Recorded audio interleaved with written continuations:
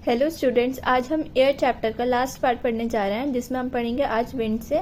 So students, winds क्या होती है? The movement of air from high pressure area to low pressure area is called wind. यहाँ पे आपकी विंड की डेफिनेशन है।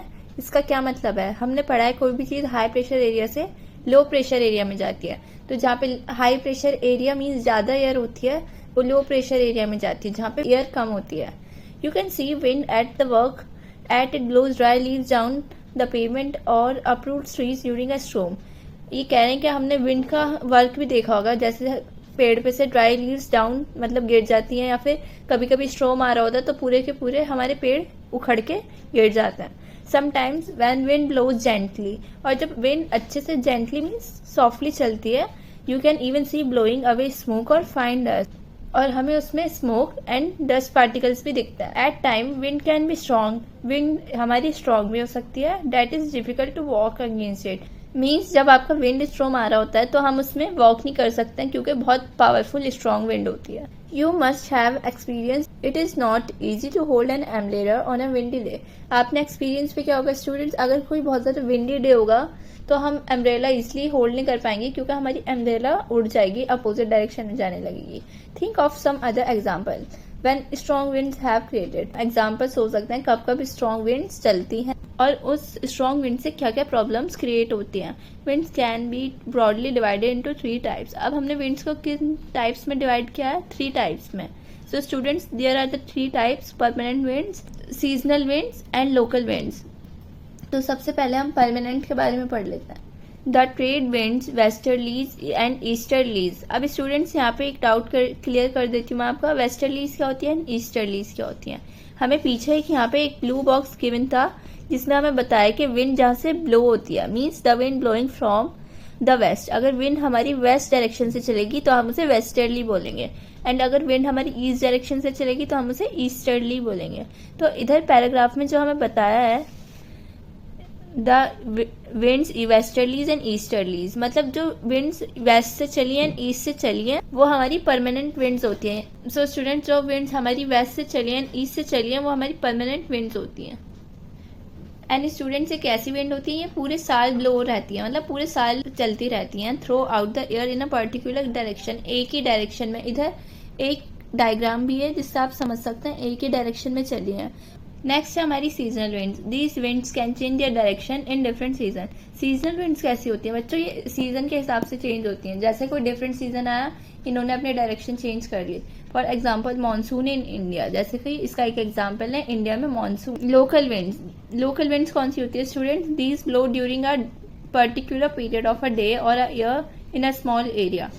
यह हमारे पर्टिकुलर डे में या फिर ईयर में चलती हैं और एक स्मॉल एरिया में चलती हैं। फॉर एग्जाम्पल लैंड या सी ब्रीज। स्टूडेंट्स, आपके इस पेज पे एक नेचुरल डिजास्टर का डिटेल ओडिशा में जो आया था ईस्टर्न सी कोस्ट के साइड इंडिया में, ये एक बहुत खतरनाक डिजास्टर आया था, ये साइक्लोन। तो आप इसे एक बार रीड कर लीजिएगा स्टूडेंट्स, आपकी नॉलेज के लिए आइए।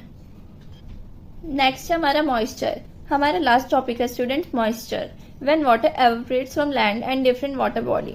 जब वाटर हमारा एवोपरेट्स मीन्स उड़ जाता है लैंड से या फिर डिफरेंट वाटर बॉडी से, तो वो एक water vapour means water vapour यानी ड्रॉपलेट की फॉर्म में बन जाता है। Moisture in the air at any time is known as humidity. जो हमारी एयर में वाटर या मॉइस्चर प्रेजेंट होता है उसे हम ह्यूमिडिटी बोलते हैं। When air is full of water vapour we call it a humid day. जब हमारी एयर में चारों तरफ से वाटर प्रेजेंट होता है तो हम उसे एक ह्यूमिड डे बोलते हैं, बिकॉज उससे हमें स्वेटिंग होती है। As air gets warmer it capacity to hold water vapour increases. और जब हमारी एयर वार्मर हो जाती है तो उसमें कैपेसिटी बढ़ जाती है कि वो वाटर वेपर को होल्ड कर सके। सो जब ज़्यादा गर्मी होती है बच्चों तो हम देखते हैं ना ह्यूमिडिटी स्टार्ट हो गई है, और ना humid day cloth take longer to dry. और जब ह्यूमिड डे होता है तो हमारे कपड़े सूखने में भी ज़्यादा टाइम लगता है और हमें बहुत ज़्यादा स्वेटिंग होती है हमारी बॉडी में, और एवोपरेट नहीं हो पाती ईजिली क्योंकि हमारी एयर में चारों तरफ से बहुत ज़्यादा वाटर वेपर प्रेजेंट है, जिसकी वजह से हम बहुत ज़्यादा अनकंफर्टेबल फील करते हैं। जब वाटर वेपर राइज होता है मीन्स वो ऊपर जाता है एयर में, इट स्टार्ट्स कूलिंग, फिर वो कूल होना स्टार्ट होता है स्टूडेंट्स। एंड जब वो कंडेंस होता है तो ड्रॉपलेट्स की फॉर्म में बन जाता है वाटर की। स्टूडेंट्स, इधर लाइन है, clouds are just masses of such water droplets. फिर जो क्लाउड्स होते हैं वो उन वाटर ड्रॉपलेट्स से जुड़ के बनते हैं, और जब वो बहुत हैवी हो जाती है एयर में, फ्लोट होने के लिए नहीं एयर कंट्रोल कर सकती, तो वो एज अ प्रेसिपिटेशन के फॉर्म में डाउन आता है मीन्स रेन हो जाती है। फिर jet planes flying in the sky leave a white trail behind them. The moisture from their engine condenses. We see trails of this condenses moisture for some time and when there is no air movement it to disrupt. अब यहाँ पे एक बात भी बताई गई, जब jet planes चलते हैं तो हमें वाइट लाइंस दिखती हैं एयर में, तो वो उनका इंजन से जो मॉइस्चर निकल रहा होता है वो वहीं कंडेंस हो जाता है. कंडेंस मीन्स कूल डाउन हो जाता है, इसकी वजह से हमें वो वाइट लाइंस दिखती हैं स्टूडेंट्स जब कोई जेट प्लेन्स जाता है. नेक्स्ट है precipitation that comes down to earth in a liquid form is called rain.